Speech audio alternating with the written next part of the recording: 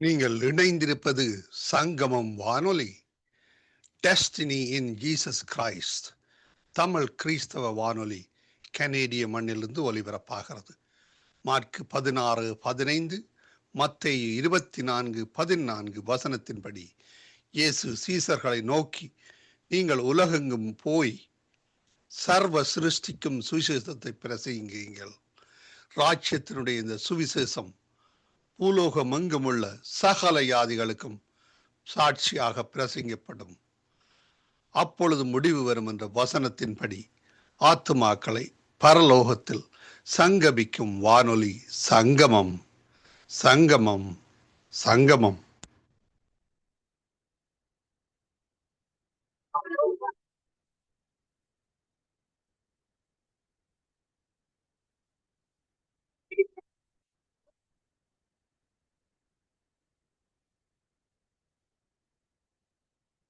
Samuel 9ஆம் அதிகாரம். பென்யமீன் கோத்திரத்தாரில் keys என்னும் பேருள்ள மகா பராக்கிரமசாலியான ஒரு மனுஷன் இருந்தான். அவன் பென்யமீன் கோத்திரத்தானாகிய அபியாவின் மகனான பெகோராத்திற்கு பிறந்த சேரோரின் புத்திரனாகிய அபியேலின் குமாரன். அவனுக்கு சவுல் என்னும் பேருள்ள சௌந்தரியமான வாலிபனாகிய ஒரு குமாரன் இருந்தான். இஸ்ரவேல் புத்திரரில் அவனை பார்க்கிலும் சௌந்தரியவான் இல்லை. எல்லா ஜனங்களும் அவன் தோளுக்கு கீழாய் இருக்கத்தக்க உயரமுள்ளவனாயிருந்தான். சவுலின் தகப்பனாகிய கீசுடைய கழுதைகள் காணாமற் போயிற்று. ஆகையால் கீஸ் தன் குமாரனாகிய சவுலை நோக்கி, நீ வேலைக்காரரில் ஒருவனை கூட்டிக் கொண்டு கழுதைகளை தேட புறப்பட்டு போ என்றான். அப்படியே அவன் எப்ராயிம் மலைகளையும் சலிஷா நாட்டையும் கடந்து போனான். அங்கே அவைகளை காணாமல் சாலிம் நாட்டை கடந்தார்கள், அங்கேயும் காணவில்லை. பென்யமின் நாட்டை உருவ கடந்தும் அவைகளை காணவில்லை. அவர்கள் சூப் என்னும் நாட்டிற்கு வந்தபோது சவுல் தன்னோடு இருந்த வேலைக்காரனை நோக்கி, என் தகப்பன் கழுதைகளின் மேலுள்ள கவலையை விட்டு நமக்காக கவலைப்படாதபடிக்கு திரும்பி போவோம் வா என்றான். அதற்கு அவன், இதோ இந்த பட்டணத்திலே தேவனுடைய மனுஷன் ஒருவர் இருக்கிறார். அவர் பெரியவர். அவர் சொல்லுகிறதெல்லாம் தப்பாமல் நடக்கும். அங்கே போவோம். ஒருவேளை அவர் நாம் போக வேண்டிய நம்முடைய வழியை நமக்கு தெரிவிப்பார் என்றான். அப்பொழுது சவுல் தன் வேலைக்காரனை பார்த்து, நாம் போனாலும் அந்த மனுஷனுக்கு எண்ணத்தை கொண்டு போவோம்? நம்முடைய பைகளில் இருந்த தின்பண்டங்கள் செலவழிந்து போயிற்று. தேவனுடைய மனுஷனாகிய அவருக்கு கொண்டு போகத்தக்க காணிக்கை நம்மிடத்தில் ஒன்றும் இல்லையே என்றான். அந்த வேலைக்காரன் பின்னும் சவுலை பார்த்து, இதோ என் கையில் இன்னும் 1/4 சேக்கல் வெள்ளி இருக்கிறது.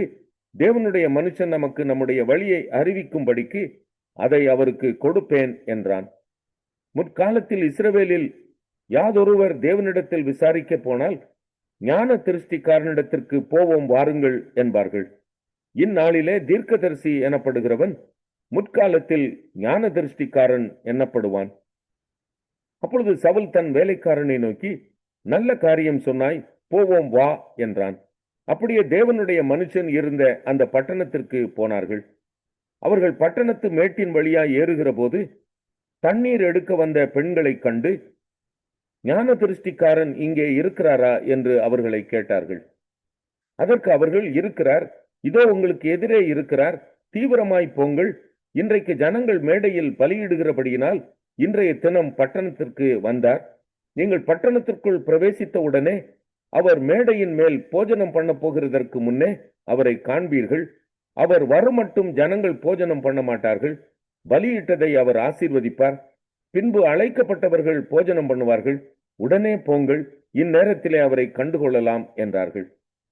அவர்கள் பட்டணத்திற்கு போய் பட்டணத்தின் நடுவே சேர்ந்தபோது, இதோ சாமுவேல் மேடையின் மேல் ஏறி போகிறதற்காக அவர்களுக்கு எதிரே புறப்பட்டு வந்தான். சவுல் வர ஒரு நாளுக்கு முன்னே கர்த்தர் சாமுவேலின் காது கேட்க, நாளை இந்நேரத்திற்கு பென்யமீன் நாட்டானாகிய ஒரு மனுஷனை உன்னிடத்தில் அனுப்புவேன். அவனை என் ஜனமாகிய இஸ்ரவேலின் மேல் அதிபதியாக அபிஷேகம் பண்ண கடவாய். அவன் என் ஜனத்தை பெலிஸ்தரின் கைக்கு நீங்களாக்கி ரட்சிப்பான். என் ஜனத்தின் முறையிடுதல் என்னிடத்தில் வந்து எட்டினபடியினால் நான் அவர்களை கடாட்சித்தேன் என்று வெளிப்படுத்தியிருந்தார். சாமுவேல் சவுலை கண்டபோது கர்த்தர் அவனிடத்தில், இதோ நான் உனக்கு சொல்லியிருந்த மனுஷன் இவனே, இவன் தான் என் ஜனத்தை ஆளுவான் என்றார். சவுல் நடுவாசலிலே சாமுவேலிடத்தில் வந்து, ஞான திருஷ்டிக்காரன் வீடு எங்கே சொல்லும் என்று கேட்டான். சாமுவேல் சவுலுக்கு பிரதியுத்தரமாக, ஞான திருஷ்டிக்காரன் நான் தான். நீ எனக்கு முன்னே மேடையின் மேல் ஏறிப்போ. நீங்கள் இன்றைக்கு என்னோட போஜனம் பண்ண வேண்டும். நாளை காலமே நான் உன் இருதயத்தில் உள்ளது எல்லாவற்றையும் உனக்கு அறிவித்து உன்னை அனுப்பிவிடுவேன். 3 நாளைக்கு முன்னே காணாமற் போன கழுதைகளை பற்றி கவலைப்பட வேண்டாம். அவைகள் அகப்பட்டது. இதெல்லாம் சகல இஸ்ரவேலின் அபேட்சையையும் யாரை நாடுகிறது? உன்னையும் உன் வீட்டார் அனைவரையும் அல்லவா என்றான். அப்பொழுது சவுல் பிரதியுத்தரமாக, நான் இஸ்ரவேல் கோத்திரங்களிலே சிறிதான பென்யமின் கோத்திரத்தான் அல்லவா? பென்யமின் கோத்திரத்து குடும்பங்களிலெல்லாம் என் குடும்பம் அற்பமானது அல்லவா? நீர் இப்படிப்பட்ட வார்த்தையை என்னிடத்தில் சொல்வானேன் என்றான். சாமுவேல் சவுலையும் அவன் வேலைக்காரனையும் போஜன சாலைக்குள் அழைத்து கொண்டு போய் அவர்களை அழைக்கப்பட்டவர்களுக்குள்ளே தலைமையான இடத்திலே வைத்தான். அழைக்கப்பட்டவர்கள் ஏறக்குறைய 30 பேராயிருந்தார்கள். பின்பு சாமுவேல் சமையற்காரனை பார்த்து, நான் உன் கையிலே ஒரு பங்கை கொடுத்து வைத்தேனே, அதை கொண்டு வந்து வை என்றான்.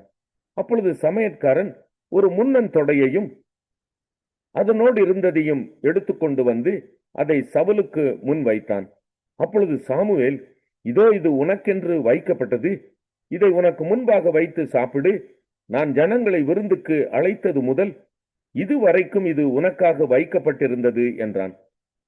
அப்படியே சவுல் அன்றைய தினம் சாமுவேலோட சாப்பிட்டான். அவர்கள் மேடையிலிருந்து பட்டணத்திற்கு இறங்கி வந்த பின்பு அவன் மேல் வீட்டிலே சவுலோட பேசிக் கொண்டிருந்தான். அவர்கள் அதிகாலமே கிழக்கு வெளுக்கிற நேரத்தில் எழுந்திருந்த போது சாமுவேல் சவுலை மேல் வீட்டின் மேல் அழைத்து, நான் உன்னை அனுப்பிவிடும்படிக்கு ஆயத்தப்படு என்றான். சவுல் ஆயத்தப்பட்ட போது அவனும் சாமுவேலும் இருவருமாக வெளியே புறப்பட்டார்கள். அவர்கள் பட்டணத்தின் கடைசி மட்டும் இறங்கி வந்தபோது சாமுவேல் சவுலை பார்த்து, வேலைக்காரனை நமக்கு முன்னே நடந்து போக சொல் என்றான். அப்படியே அவன் நடந்து போனான். இப்பொழுது நான் தேவனுடைய வார்த்தையை உனக்கு தெரிவிக்கும்படிக்கு நீ. ஏசாயா 53 அதிகாரம். எங்கள் மூலமாய் கேள்விப்பட்டதை விசுவாசித்தவன் யார்? கர்த்தருடைய புயம் யாருக்கு வெளிப்பட்டது? இளங்கிளையை போலவும் வறண்ட நிலத்திலிருந்து துளிர்க்கிற வேரை போலவும் அவனுக்கு முன்பாக எழும்புகிறார். அவருக்கு அழகும் இல்லை, சௌந்தரியமும் இல்லை. அவரை பார்க்கும்போது நாம் அவரை விரும்பத்தக்க ரூபம் அவருக்கு இல்லாதிருந்தது. அவர் அசட்டை பண்ணப்பட்டவரும் மனுஷரால் புறக்கணிக்கப்பட்டவரும் துக்கம் நிறைந்தவரும் பாடு அனுபவித்தவருமாய் இருந்தார். அவரை விட்டு நம்முடைய முகங்களை மறைத்துக் கொண்டோம். அவர் அசட்டை பண்ணப்பட்டு இருந்தார். அவரை எண்ணாமற் போனோம். மெய்யாகவே அவர் நம்முடைய பாடுகளை ஏற்றுக்கொண்டு நம்முடைய துக்கங்களை சுமந்தார். நாமோ அவர் தேவனால் அடிபட்டு வாதிக்கப்பட்டு சிறுமைப்பட்டவர் என்று எண்ணினோம். நம்முடைய மீறுதல்களின் நிமித்தம் அவர் காயப்பட்டு நம்முடைய அக்கிரமங்களின் நிமித்தம் அவர் நொறுக்கப்பட்டார். நமக்கு சமாதானத்தை உண்டு பண்ணும் ஆக்கினை அவர் மேல் வந்தது. அவருடைய தழும்புகளால் குணமாகிறோம். நாம் எல்லாரும் ஆடுகளைப் போல வழி தப்பி திரிந்து அவனவன் தன் வழியிலே போனோம். கர்த்தரோ நம் எல்லாருடைய அக்கிரமத்தையும் அவர் மேல் விழப்பண்ணினார். அவர் நெருக்கப்பட்டும் ஒடுக்கப்பட்டும் இருந்தார். ஆனாலும் தம்முடைய வாயை அவர் திறக்கவில்லை. அடிக்கப்படும்படி கொண்டு போகப்படுகிற ஒரு ஆட்டுக்குட்டியை போலவும் தன்னை மயிர் கத்தரிக்கிறவனுக்கு முன்பாக சத்தமிடாதிருக்கிற ஆட்டை போலவும் அவர் தம்முடைய வாயை திறவாதிருந்தார். இடுக்கணிலும் நியாய தீர்ப்பிலும் இருந்து அவர் எடுக்கப்பட்டார். அவருடைய வம்சத்தை யாரால் சொல்லி முடியும்? ஜீவனுள்ளோருடைய தேசத்திலிருந்து அறுப்புண்டு போனார். என் ஜனத்தின் மீறுதலின் நிமித்தம் அவர் வாதிக்கப்பட்டார். துன்மார்க்கரோடே அவருடைய பிரேத குழியை நியமித்தார்கள். ஆனாலும் அவர் மரித்த போது ஐஸ்வர்யவானோடே இருந்தார். அவர் கொடுமை செய்யவில்லை, அவர் வாயில் வஞ்சனை இருந்ததும் இல்லை. கர்த்தரோ அவரை நொறுக்க சித்தமாகி அவரை பாடுகளுக்குட்படுத்தினார். அவருடைய ஆத்மா தன்னை குற்ற நிவாரண பலியாக ஒப்பு கொடுக்கும் போது அவர் தமது சந்ததியை கண்டு நீடித்த நாளாயிருப்பார். கர்த்தருக்கு சித்தமானது அவர் கையினால் வாய்க்கும். அவர் தமது ஆத்தும வருத்தத்தின் பலனை கண்டு திருப்தி ஆவார். என் தாசனாகிய நீதிபரர் தம்மை பற்றும் அறிவினால் அநேகரை நீதிமான்கள் ஆக்குவார். அவர்களுடைய அக்கிரமங்களை தாமே சுமந்து கொள்வார். அவர் தம்முடைய ஆத்துமாவை மரணத்தில் ஊற்றி அக்கிரமக்காரரில் ஒருவராக எண்ணப்பட்டு அநேகருடைய பாவத்தை தாமே சுமந்து அக்கிரமக்காரருக்காக வேண்டிக் கொண்டதின் நிமித்தம் அநேகரை அவருக்கு பங்காக கொடுப்பேன். பலவான்களை அவர் வெளிப்படுத்தின விசேஷம் 15ஆம் அதிகாரம். பின்பு வானத்திலே பெரிதும் ஆச்சரியமுமான வேறொரு அடையாளமாகிய கடைசியான 7 வாதைகளை உடைய 7 தூதரை கண்டேன். அவைகளால் தேவனுடைய கோபம் முடிகிறது. அன்றியும் அக்கினி கலந்த கண்ணாடி கடல் போன்ற ஒரு கடலையும் மிருகத்திற்கும் அதன் சொரூபத்திற்கும் அதன் முத்திரைக்கும் அதன் நாமத்தின் இலக்கத்திற்கும் உள்ளாகாமல் ஜெயம் கொண்டவர்கள் தேவ சுரமண்டலங்களை பிடித்துக்கொண்டு அந்த கண்ணாடி கடல் அருகே நிற்கிறதையும் கண்டேன். அவர்கள் தேவனுடைய ஊழியக்காரனாகிய மோசேயின் பாட்டையும் ஆட்டுக்குட்டியானவருடைய பாட்டையும் பாடி, சர்வ வல்லமையுள்ள தேவனாகிய கர்த்தாவே, தேவரீருடைய கிரியைகள் மகத்துவமும் ஆச்சரியமுமானவைகள்.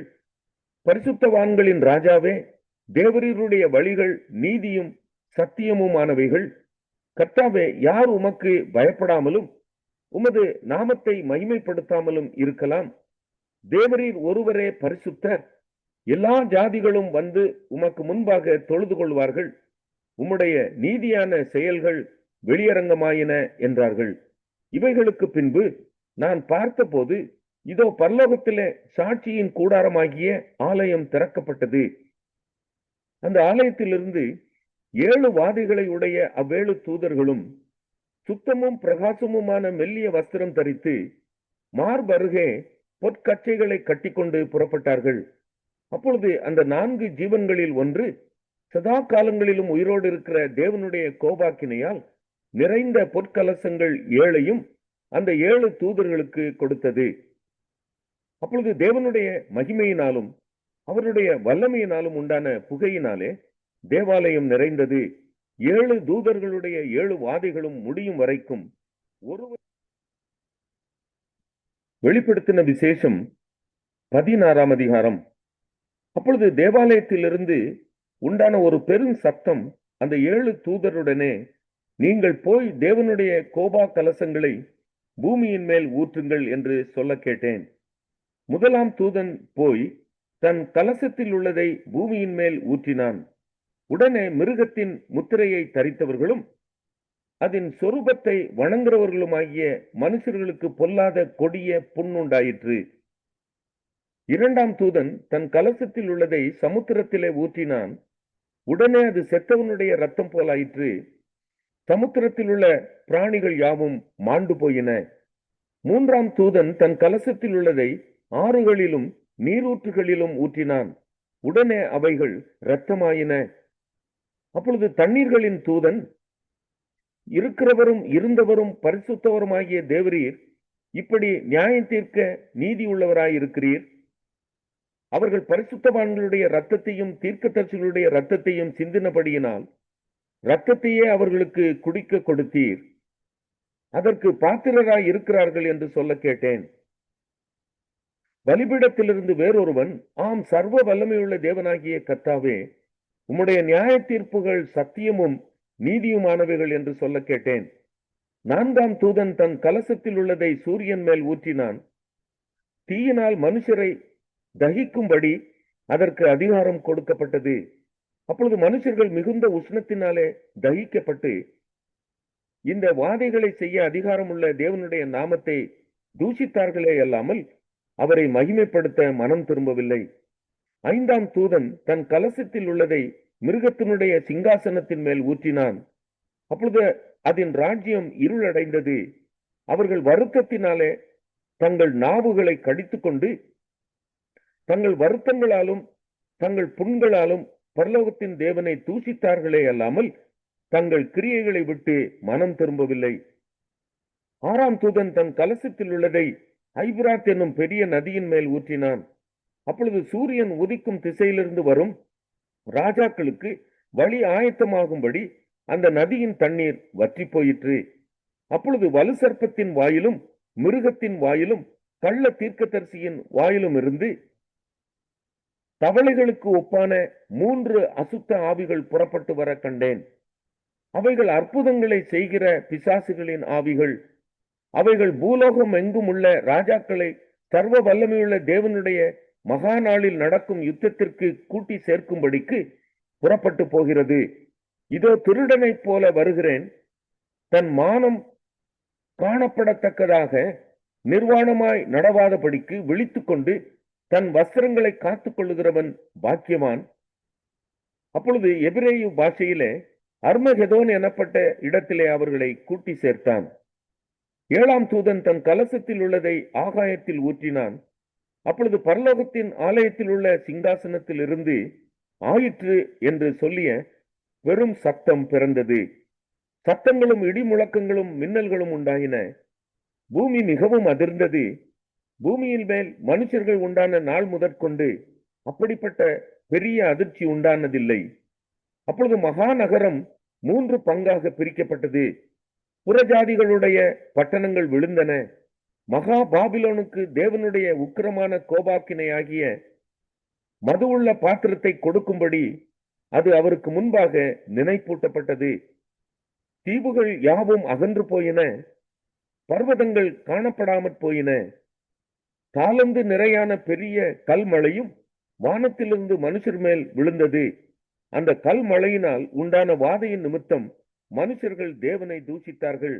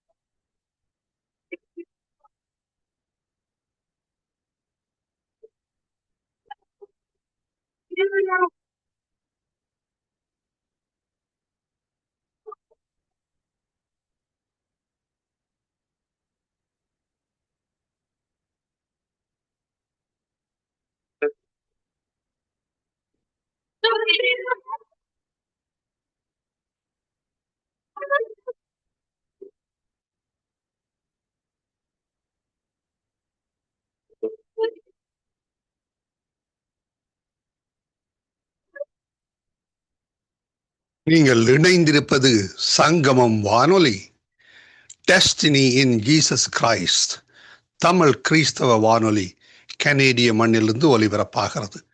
மார்க் 16:15, மத்தேயு 24:14 வசனத்தின்படி இயேசு சீசர்களை நோக்கி, நீங்கள் உலகெங்கும் போய் சர்வ சிருஷ்டிக்கும் சுவிசேஷத்தை பிரசங்கியுங்கள். ராஜ்யத்தினுடைய இந்த சுவிசேஷம் பூலோகமெங்குமுள்ள சகல ஜாதிகளுக்கும் சாட்சியாக பிரசங்கப்படும். அப்பொழுது முடிவு வரும் என்ற வசனத்தின்படி ஆத்துமாக்களை பரலோகத்தில் சங்கமிக்கும் வானொலி சங்கமம், சங்கமம், சங்கமம்.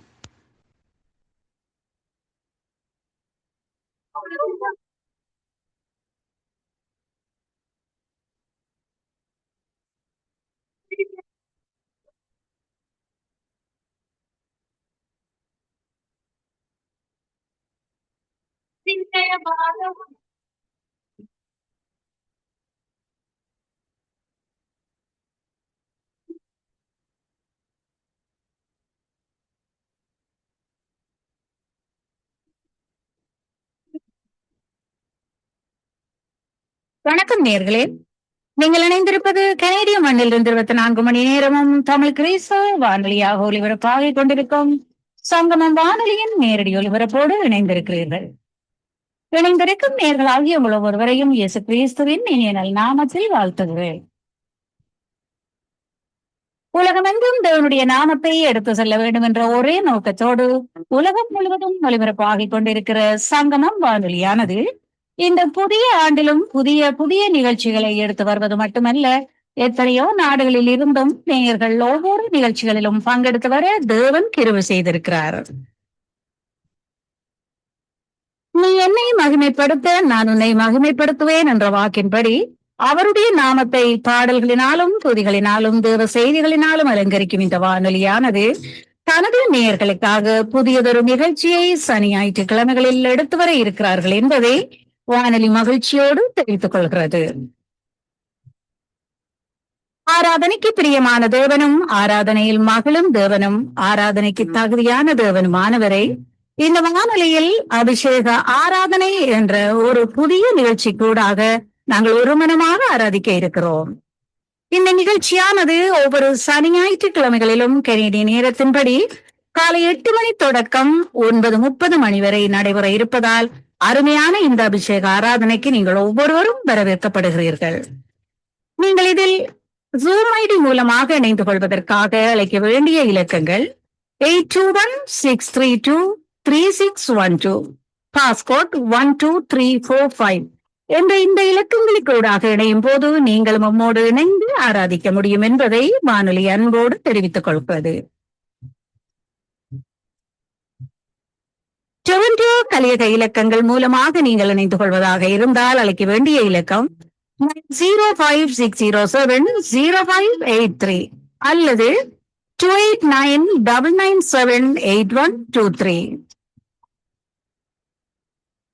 America toll free 866-557-9886. Viber, IMO, WhatsApp மூலமாக நீங்கள் அழைப்பதாக இருந்தால் 416-917-5826 அல்லது 647-608-6700 இந்த இலக்கங்களிலும் இணைந்து கொண்டு இந்த காலை நேர அபிஷேக ஆராதனைகளில் கலந்து கொண்டு தேவனுடைய நாமத்தை நீங்கள் மகிமைப்படுத்தும் இந்த நேரத்தை தவற விடாதீர்கள். தேவனுடைய அபிஷேகமும் ஆசீர்வாதமும் உங்கள் ஒவ்வொருவரோடும் இருப்பதற்காக நடைபெறவிருக்கும் இந்த அபிஷேக ஆராதனையில் கலந்து கொள்ளுங்கள்.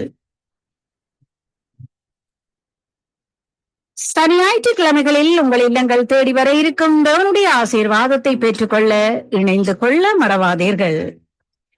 நீங்கள் ஒவ்வொருவரும் இந்த நிகழ்ச்சியில் கலந்து கொள்ள வேண்டும் என்பதே தேவனுடைய சித்தமாக இருக்கிறபடியால் ஆராதனையை விரும்பும் தேவனவர் நாங்கள் ஒருமனமாக ஆராதிக்கும் போது அவர் நாமம் ஒன்றே மகிமைப்படுகிறது மட்டுமல்ல, அவருடைய பரிசுத்த கரத்தின் ஆசீர்வாதத்தையும் நாங்கள் பெற்றுக்கொள்வோம் என்ற நம்பிக்கையோடு குடும்பமாக இணைந்து கொள்ளுங்கள். நிச்சயமாகவே முடிவு உண்டு, உன் நம்பிக்கை வீண் போகாது என்ற வார்த்தையை இந்த ஆராதனை மூலமாக தேவன் உங்கள் ஒவ்வொருவரையும் இல்லங்களையும் குடும்பங்களையும் ஆசீர்வதிக்க காத்திருக்கிறார். நீங்கள் இணைந்திருப்பது சங்கமம் வானொலியின் நேரடி ஒலிபரப்பு 24 மணி நேரமும் தமிழ் கிறிஸ்துவ வானொலியாக ஒலிபரப்பாகிக் கொண்டிருக்கும் சங்கமம் வானொலியின் நேரடி ஒலிபரப்போடு இணைந்திருக்கும் ஒவ்வொருவரையும் இயேசு கிறிஸ்துவின் இனிய நல் நாமத்தில் வாழ்த்துகிறோம்.